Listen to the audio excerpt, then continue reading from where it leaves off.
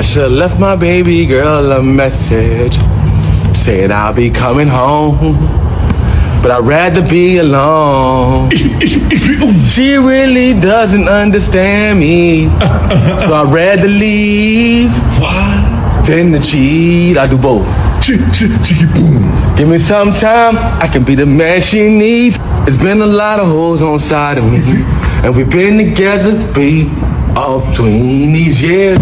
But it don't mean to hurt all on me. Sometimes to be alone. Come on. When you love someone, you just don't treat them bad. Oh, how I feel so bad. I wanna leave. Been crying out hard to her. Could you let this be? Come on. I just need time to stay. Wait, what the? I wanna be where I wanna be. Break it down right here.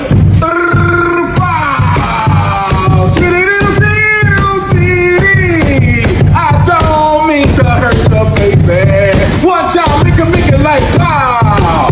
Pow, pow, pow, pow, pow. On the Elroy. Hit him with that on, hit him with that on, hit him with that, hit him with that on, hit him with that. Hit him with that on, hit him with that on, hit him with that on, Elroy, hit him.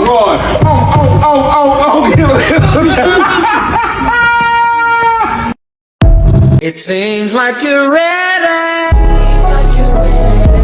Lights out, get lit, get raw, clothes off, mouth closed, take dick, reblock, twist up, lights up, legs up, throw back, look back, boots off, get that.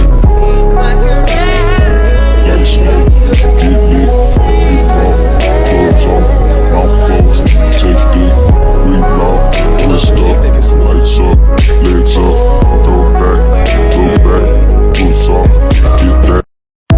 Guys, they're stealing our water. This isn't about cooling AI data centers. AI data centers actually don't need water to cool them. They're telling us that they need the water to cool them because they're stealing our water. This is the Mississippi right here. It's historically low right now. It provides water to over 30 states. The Colorado River is at historic low right now as well. Provides water to 7 states. They're stealing our water. The elites are stealing our water. Stop using AI, get off your couch, and go protest the nearest data center coming near you, because if you don't, in 10 years, it's gonna be gone, guys. We need water to live.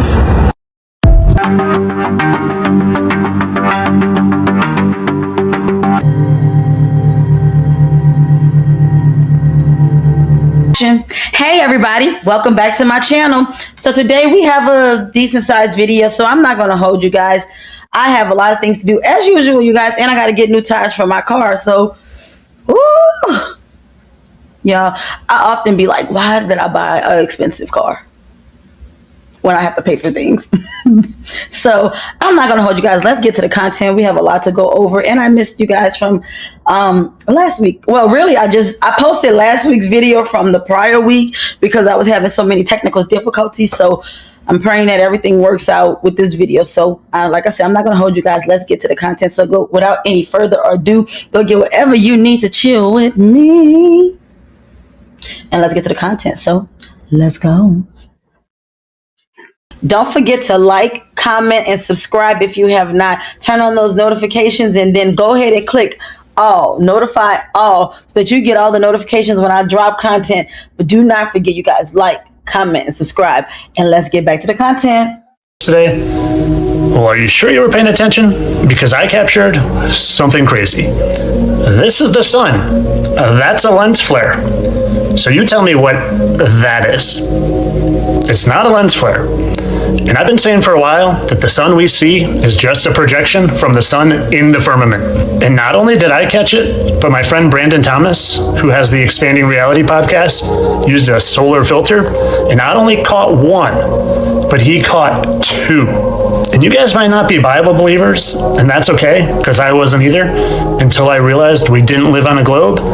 But if you look at what the Bible says, it talks about the sun being in the firmament. And not only that, but there being layers of the firmament. So if the sun was in the firmament, maybe we are seeing the reflections in the different layers of the firmament, where usually we just see the projection right here. And usually we can never see that reflection because the sun is so bright that it washes everything out. But when it's partially eclipsed, as seen by the lens flare, we see. And if you're intellectually... I didn't see it, nor did I even pay attention to it, but I will say something has been up with the sun, and it's been so hot, I'm not even trying to look up there. I'm just trying to get out of it so that I can cool off. She physically put me in the bed. So Hayden Panettiere just mysteriously passes away at age 36, the actress that played in all these movies right here.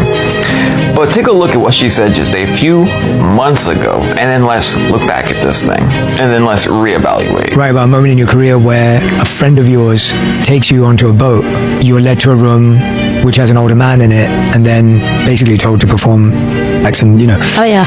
Until I found myself in predicaments that I realized, like, my perspective completely shifted, and I realized that I was in danger. But by the time I realized I was in danger, I was quite literally out to sea. And it was that moment shook me. So it took me, I was shocked. It took me by surprise. And it was led by somebody that I had grown to trust and see as a protector and somebody who had my back, and to be walked down the stairs, and it was as like a surprise, presented as though it was like a surprise. And it was this very small room, and she physically put me in the bed next to this undressed man. So 2 questions. Who was the industry friend? And then who was the famous guy that she was set up to unclothed in a bed on the boat for who knows how long? But now give it a few hours, we'll have She's a Fallen Angel videos and aligning 2 faces that don't line up at all. I feel like that was a dig because the person that I played before, Fittest Flat Earther, was trying to say he was Johnny Depp, and he's clearly not Johnny Depp. So that was a little dig right there. But I will say R.I.P. to Hayden. And it doesn't always happen like that. And allegedly, they're going to classify it as an OD. So, isn't that how they always do it? The fact that she came out with this interview a couple of months prior to her unaliving, which was basically exposing what they do in the industry, and now she's unalive.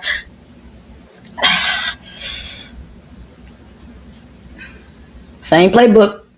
I wonder who lives in this one little section in Manhattan that doesn't have flock cameras. Let's take a closer look.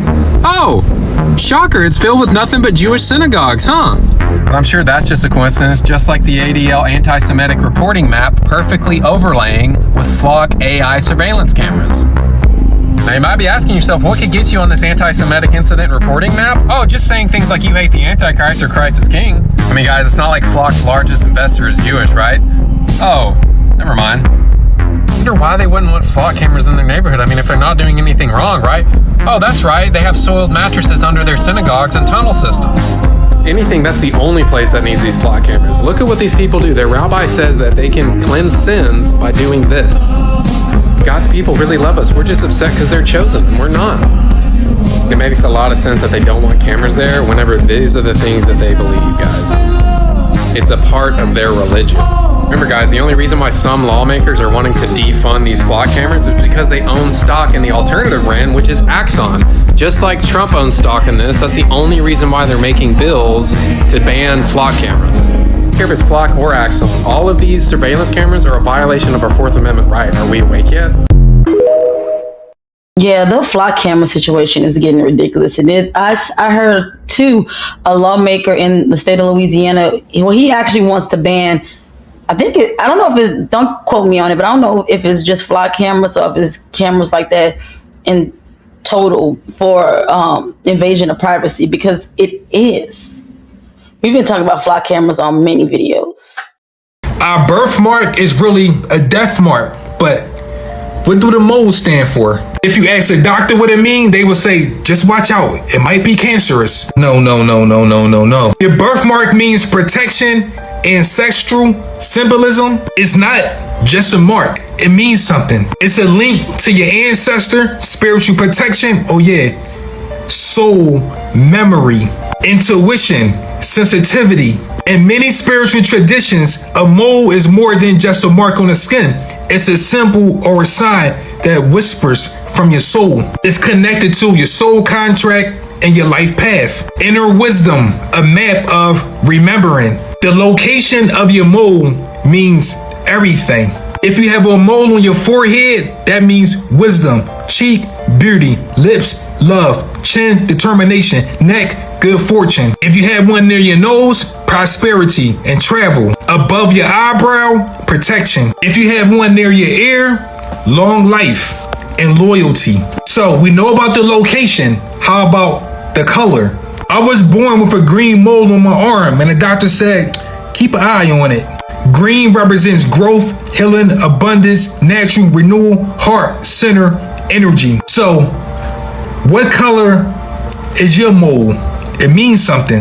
Some people have more than one mole. They have a cluster. But do you know what that means? They are not really clusters. They represent star constellations. Your birthmark is telling you what happened in your past life, and the moles is reminding you where you really came from. So once you learn the star constellation and you start looking at the moles on your body, it's a map. The universe is a body with stars on it. We also have a body with stars on it. We just call the stars moles. We are the universe. Once you learn the star constellations, you can learn your story and where you came from. Symbols of the eclipse, as you can see in this painting by Renee, and you see the tripod. Here's the tripod with George Washington laying the cornerstone, faces east for the sun, and it is used to find eclipses with the meridians and the different ley lines. The solar and lunar eclipses mapped out by these stone circles. This was the geomagnetic ley line that had a lot of energy in it, but also was able to predict when the eclipses were going to happen. The Knights Templars came into America. Here's Rhode Island, where they actually have a Templar construction. It has 3 windows. The sun is at one of the windows because this is how they were able to map out the eclipse. Look, there's magic all around you. I'm serious. And they demonize it. It can be used for good and bad. And I think that if we as a people start to really look at things, we'll realize that it's all around us. And we actually operate off of magical and mystical things. You wanna lick my bum, but clock my rod to talk. Got him going crazy for that poo, nah. I get what I want, I got that ooh, shalaka. He do what I. That was just too funny. And that song lives in your head rent free. Even if you don't like it, you just start finding yourself. Let's keep going, y'all. These are tumbleweeds of human hair being found on beaches. So my question is, what's going on with Americans and hair loss? Just wait. So nearly 1/3 of Americans are being affected by hair loss. There must be something, right? Something in the air, of course. I've noticed more and more people talking about how their hair just keeps falling out. Totally not relevant, a completely different subject. Do you know a side effect of radiation exposure is actually hair loss? People who are exposed to radiation and lots of radiation, these people's hair will literally randomly start falling out.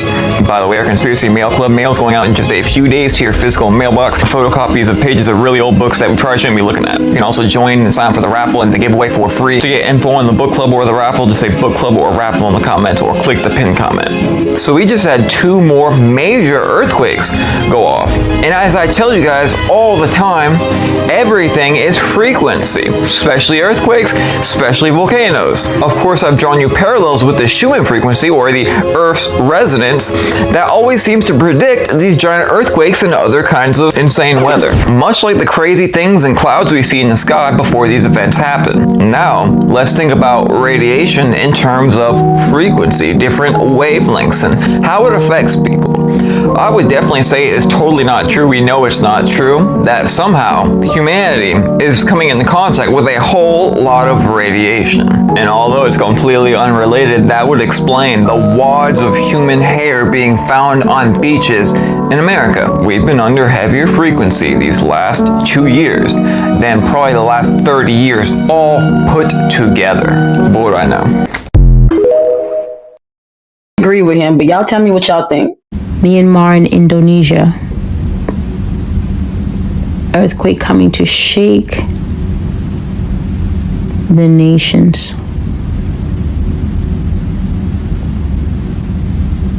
May the Lord have mercy on their souls. Terrible water disaster is coming to,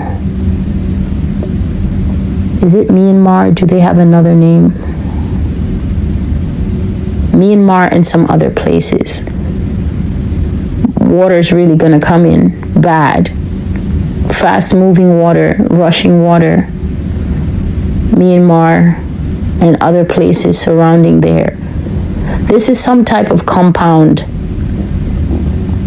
disaster, unfortunately.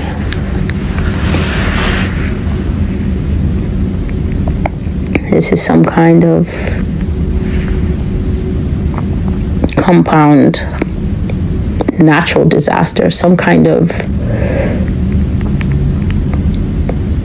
I don't know, some kind of like a domino effect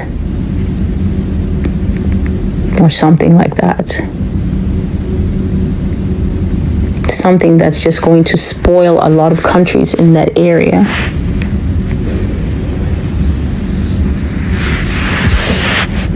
Something sweeping through the area, the hand of God, the fist of God just sweeping through that area. Whether or not they're chain linked, people are just going to be feeling it in that whole region there. It is unfortunate. God have mercy on these people. Open their eyes to see the truth of who you are. Open their eyes to let them know that it's not the place of humanity to feel fury when God is talking to them. If you feel fury when the Lord is talking to you, you have a serious problem with authority to start with, and you need to question if you are even a Christian. If you bristle when the God of your so-called faith is talking to you and making himself known, making his mind known, making his feelings known, establishing himself in the earth, then there's a serious problem.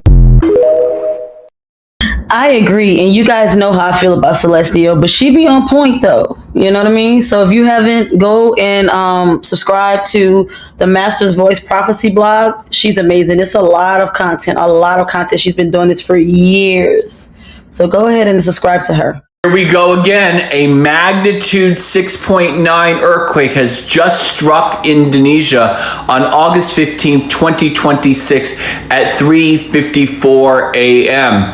And then 13 hours earlier, we had a magnitude 7.7 earthquake that struck near Bali, Indonesia, and there was a lot of damage near that region, a lot of shaking, a lot of buildings crumbling.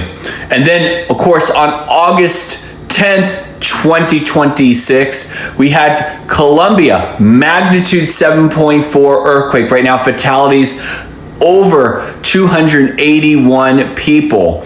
So it has been a very trying August so far, with a lot of major earthquakes close to magnitude 7 or exceeding magnitude 7 earthquakes. It's a friendly reminder that here in Southern California, Central California, and Northern California, and the Pacific Northwest, we need to be earthquake ready, because you never know when is going to strike. If I'm not mistaken, Celestial stated about the Indonesia earthquake in May, and it happened already in August. Breaking news coming out of Raleigh, North Carolina. Just under an hour ago, a black man was reportedly found hanging from a tree. We are being hunted. Black people, hear me. We are being hunted. According to a developing report from Fighting Crime News and Who's Wanted, emergency crews were dispatched around 2:35 p.m. this afternoon to South McDowell Street, just south of Martin Street in downtown Raleigh. The report says that multiple callers described seeing a black male hanging from a tree, reportedly near a restaurant and a hotel. Emergency personnel were initially dispatched for what was classified as a code blue medical emergency. As of right now, the man's identity has not been publicly confirmed, and I have not found an official statement from Raleigh police explaining how they believe he died. We don't know yet whether investigators believe this was suicide, homicide, or something else. He was murdered. We don't know how long he was there. We don't know what surveillance cameras captured. We don't know whether anyone witnessed what happened before he was found. And considering this happened in the middle of downtown Raleigh, my hometown, those are questions that need answers. For every black American, the image of a black man hanging from a tree carries a horrific historical weight. It does. But that history is also why we need the facts and a complete investigation. I'm following this story closely. Who was this man and what happened to him before 2:35 p.m. this afternoon? This is getting to be ridiculous, and it's like, it's obvious that we're being hunted. It really is obvious. And the people that says that it's not race, it's a suicide, come on. Like, I feel like that's a slap in your face. It's like sitting in my face and telling me that this is chocolate pudding when it's clearly shit. Like, ugh. But rest in peace to him, Unfortunately, that this is the world we living in right now. This was the plan the whole time. Hey everyone, I just wanted to quickly make this video to prove to you that we can no longer trust anything that we see with our eyes. We can't trust images that we see on social media. We can't trust videos. We can't trust our friends. We can't trust the news. We can't trust anything or anyone. So be careful out there. What if nothing the last few years has been real? Even sicker, what's coming next? Right, it's a very creepy and crazy time in which we live in now. British history was all about ethnic cleansing. Dark gold royalty. Yeah? After Charles II was beheaded, they put an Ashkenazi king on the throne, and the Jacobite risings. You've heard of Jacobites and Whigs, The Jacobites wanted the return of the black bloodline on the throne. That's what they were fighting for. The whole of British history has been about ethnic cleansing. The Civil War was a race war. If we can't get them out, we'll breed them out. As you know, every Aborigine born in this state comes under my control. Notice, if you will, the half-caste child. And there are ever-increasing numbers of them. Now, what is to happen to them? Are we to allow the creation of an unwanted third race? Should the coloureds be encouraged to go back to the black? Or should they be advanced to white status and be absorbed in the white population? Now, time and again, I am asked by some white man, if I marry this coloured person, will our children be black? And as Chief Protector of Aborigines, it is my responsibility to accept or reject those marriages.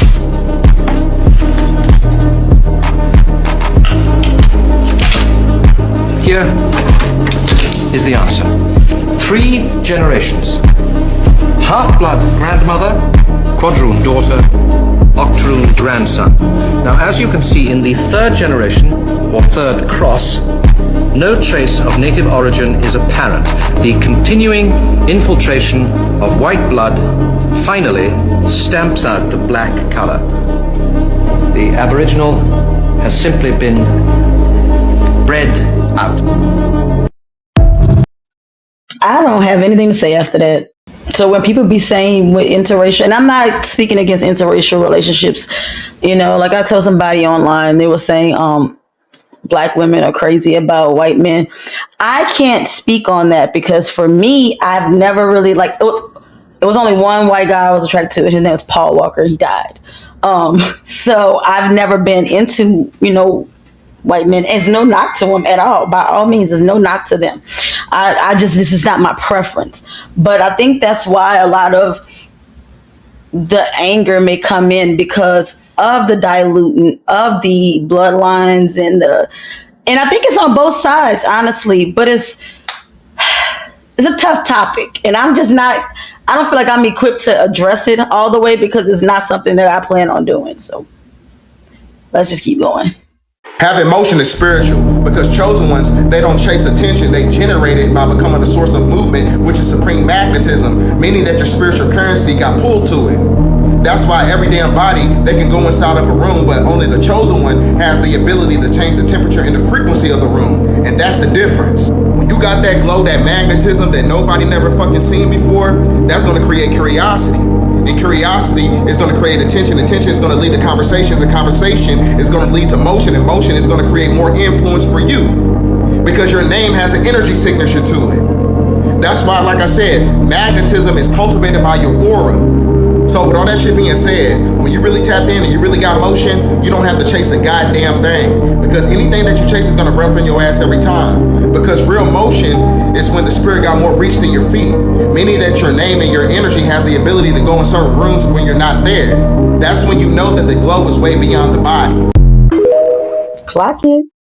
Hey, check this out. Look at the 1800s. Type in any city you want and do the Great Fire of that city. They burnt this whole country, all the major cities in the 1800s. Type in any city right now. The Great Fire of Los Angeles, the Great Fire of San Diego, the Great Fire of Cleveland, the Great Fire of New York City, the Great Fire of Chicago, the Great Fire of Tallahassee. Pick a city. I guarantee you there was a fire, 1800s, early 1900s. What was that? How does all these cities just miraculously go on fire and burn to the ground? Legendary comedian Jim Brewer bringing up a valid point. What happened in the 1900s and why were there so many fires? He doesn't bring up a valid point. He says test it. Go to Google and put the Great Fire in blank, and guaranteed in any city that you look up in the US in the 1900s, 1800s, there was a huge fire that burnt the city down. Believe me, right here, the Great Fire of Chicago, 1871. Great Fire of Memphis in 1872, a year later. Great Fire of San Francisco, 1851. Great Fire of Philadelphia, 1850.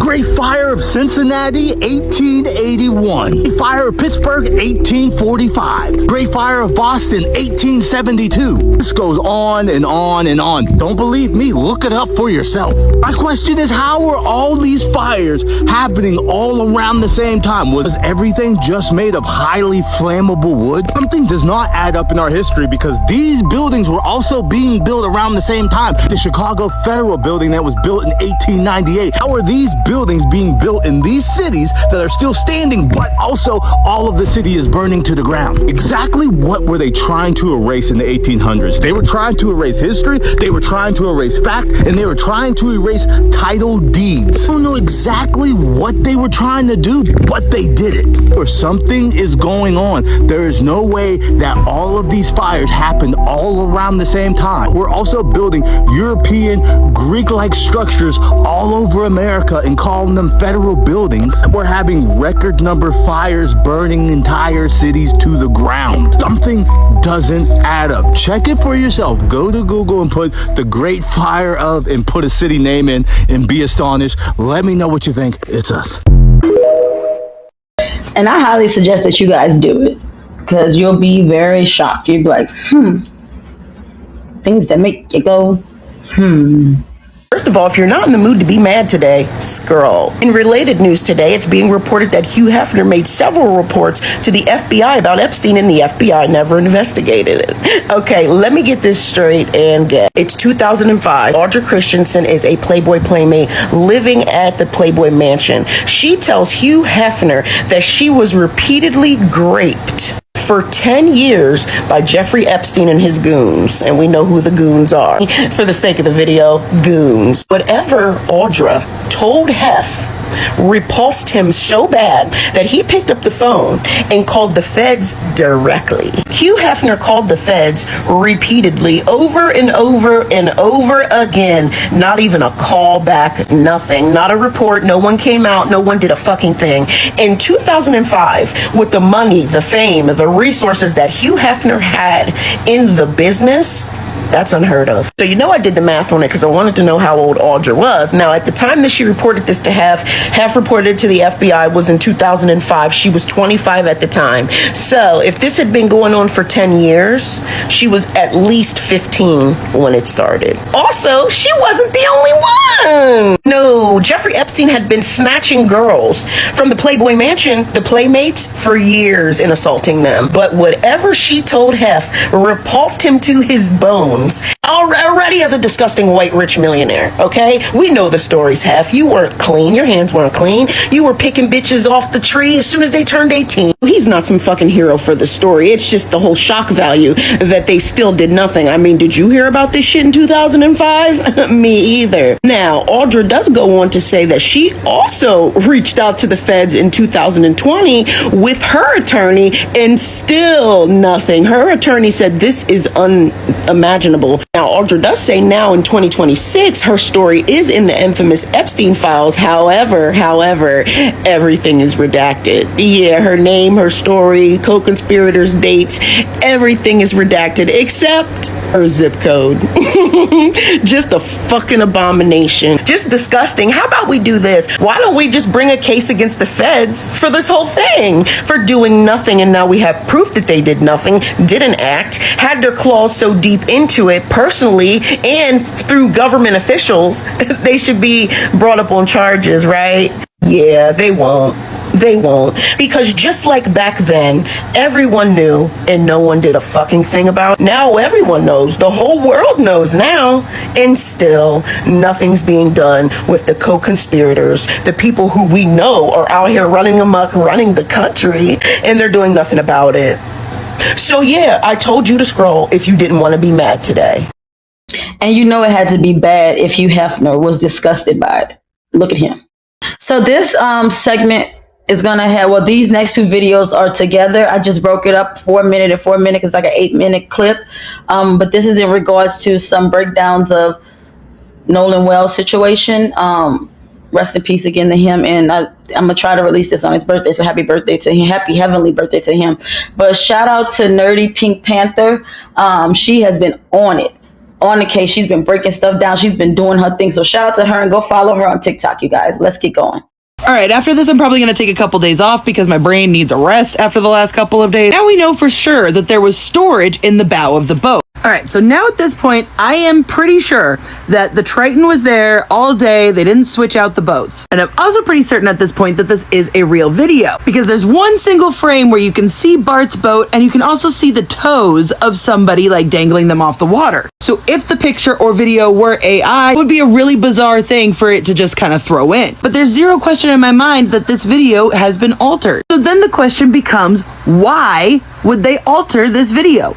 And the only thing that logically makes sense to me is to alter the identity of the two girls. Because if Carter is the boy in red, Wyatt is the boy in the American shorts, Bart's brother Brooke being the one in the navy blue shorts, and then Ike being the one in the teal shorts. Then we've got Warren up here with somebody in this red striped swimsuit and the girl in the teal swimsuit with the backwards hat. So in this picture, this would be Brooks, this would be Ike, this would be Wyatt, this would be Warren, which would leave this to be Carter. And whoever this is seems to be very cuddly with Carter. Like too cuddly, in my opinion, for it to be like a mother or a family member. Thinking about it a lot from the timeline that we have been told. And what we haven't really been factoring in again is the party. Because remember, Warren said he went to the party, but instead of talking with all of his friends, he went upstairs to go talk with his girlfriend's dad. Now those families are tight. So if that dad of Ava if that conversation with the dad didn't happen, then they would automatically know that they were lying. So I've been saying for a while that the girl was somehow involved. And mind you, everybody's back on land now. They're getting ready to do the fireworks, and everybody's swimming and drinking, so blah, blah, blah. So what's the excuse for no pictures at that party? They've explained it all away during the day, but at this point, they're all just being teenagers and having fun again, right? So I'm thinking that the brunette girl is Ava, the girl whose house they went to. And she's pretty close with Warren and the Pyrone family. And they're full speed running. And then after that, I didn't see them anymore. I think you were on the boat. You start from there? Yeah, so after we planed off, Wyatt kept the boat pinned the whole way in. We ran into the mouth of Fort Bayou, where we came from originally. And we turned into Fort Bayou, went in the channel, ran probably 500, 600 yards into Fort Bayou. Wyatt jumped out of the boat, put the plug back in the boat so access water. So water didn't keep pushing and filling back the boat. According to their own words, they went into the mouth and then they turned and they went about 500-600 feet. Now, mind you, the party house is right around, but they go past it and then loop back around. However, Warren just admitted that at some point they had to stop and Wyatt jumped in. And even then, you heard him stuttering over the story. Like, it wasn't a smooth transition because I think they dropped her off. Which would explain why they would go back to this party, because obviously they can't cancel the party. That looks really suspicious. Then my theory has always been that the guys all like broke off and like talked to the parents about what was going on. And that's when they formulated their whole, we'll call her and then we'll call the Coast Guard plan. Remember, she is related. Somehow I can't figure out, but she is related through marriage to the lieutenant that wrote up the very initial report we've seen. Because remember how Morgan claimed that the picture of the boat stuff was circulating around Snapchat and stuff, even though Christine didn't post it to her Facebook page until the next day. Listen to this. His mom was, what was he wearing? And so we were trying to remember what color his shorts were. We couldn't quite figure that out. I said black. Yeah, I think we said black. I really did. He was wearing navy blue shorts. Yeah, it was like dark blue shorts. Dark. I just said black because I was trying to piece everything together and help out. And so at this point, we're freaking out. We don't know where our friend's at. And the girl. Let's keep going. Let me tell you something. This is one of the craziest things. And I'm going to be honest with you. I don't believe it. I don't believe nothing that they say. I really don't. She was like, okay, well, I just took this picture of today. This is what color swim trunks he was wearing. And his mom asked for that to post on Facebook to say, if you've seen him, whatever, this is what he was wearing. So remember, the girl who took the picture with the digital camera was on Wyatt's boat at the beginning of the day and then was there with them at night when they were having this discussion. So she had to have been there at the beginning and at the party at the very least. And we remember that the original shorts picture, well, that wasn't the color of his shorts, as we now know. But we also know for a fact that this picture did not get sent to Christine until July 5th, meaning that they had to have had that picture and then not sent it to her for hours. Because they also said this. And so that's what we sent to her, or that's what she sent to her, because we were just trying. So they corrected themselves. He said, we sent it. No, she sent it. So then on July 5th, Christine said that they have been up for almost 48 hours straight. And then the very next post above it are the same pictures, but better quality. Why did it take so long to get these pictures to them? Oh, and y'all, now that I said that, I realize. So all of these pictures had to come from the same digital camera, right? Meaning this picture did as well. And since I've already proven that this picture had used AI to do something weird because, you know, there was no little bar here, only explanation for using AI on just this little part would be to obscure the reflection that was in this pole of the person who was taking the video. Or the pictures. Oh my God, yes. That makes sense. Love it when I figure that stuff out in real time for you on camera. So it makes sense to me that this photo video thing was altered to cover up this girl's swimsuit. Because let's face it, this swimsuit is the ugliest thing. It has like supposedly like sleeves and it's a tankini, but it goes like in a weird cut, but it's ugly. It's ugly and it's clearly not what these debutante beauty queen girls are wearing to a 4th of July beach party. So I'm like 70% sure that this is Ava. Oh wait, oh my God. Wait a second. I've shown y'all guys before that there's 4 boats out here in this little cluster, right? But I'm looking at these weird pink lumps and stuff at the front of the boat, Bart's boat here.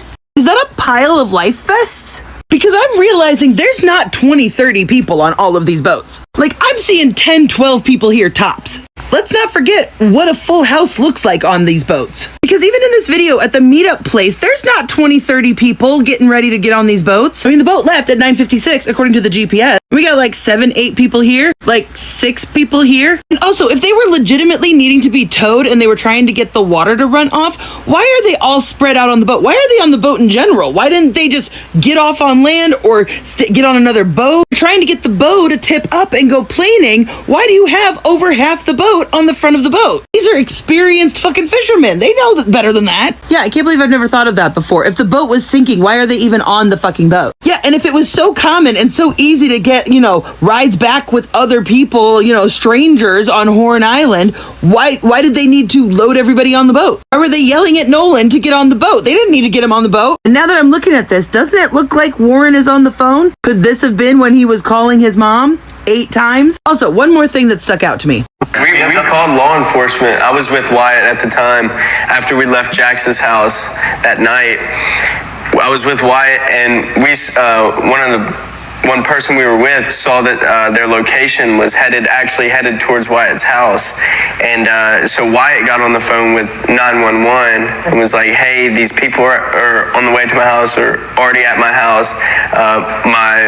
My mom and my dad are there alone and they know nothing about this. He stumbled over his words from beginning to end in that story, so I don't believe any of it. But the one thing that sticks out to me was the phrasing, they don't know anything about this. If people are heading over to your house, why wouldn't you call your mom and dad before you called 911? Because it sounded like he was trying to keep his parents out of the loop of this story, which as a teenage boy implies that you have something to hide. Just a lot of different things to think about, right? Bruh, this shit is so like... And I really feel like it's confusing like that for a reason, so that they can evade the truth. Like somebody, it's like Donald Trump. And I don't really care for politics at all. But if you be honest, he is like the most confusing person. And he does a lot of manipulation and a lot of this and a lot of that and a lot of this and a lot of that. And then you be sitting there like, what the fuck? Same thing. So you guys, we've reached the end of the video. I hope that you guys gathered a lot from the video. I try not to make this one too long, so I'm going to work my best to get this out to you on the 19th, which is on Wednesday. And I say the date especially because it's Nolan Wells' birthday. So happy heavenly birthday to Nolan Wells. May you rest in peace. And I pray for justice for you and all the other people that have lost their lives to this senseless thing of racism. Yeah, it's so much going on that I would have to make another video with my power to the people on the new stuff that's going on and the new racial profiling and racist deaths. And I had to kind of like step away from it for a little bit because it was really getting to me, and my activist side was like reeling up. But I'm not going to hold you guys. I hope you guys enjoyed the video. I'll see you guys next Wednesday with a brand new one. And until I see you guys again, you guys be safe. I love you. I love you. I love you. There goes my lips. Bye.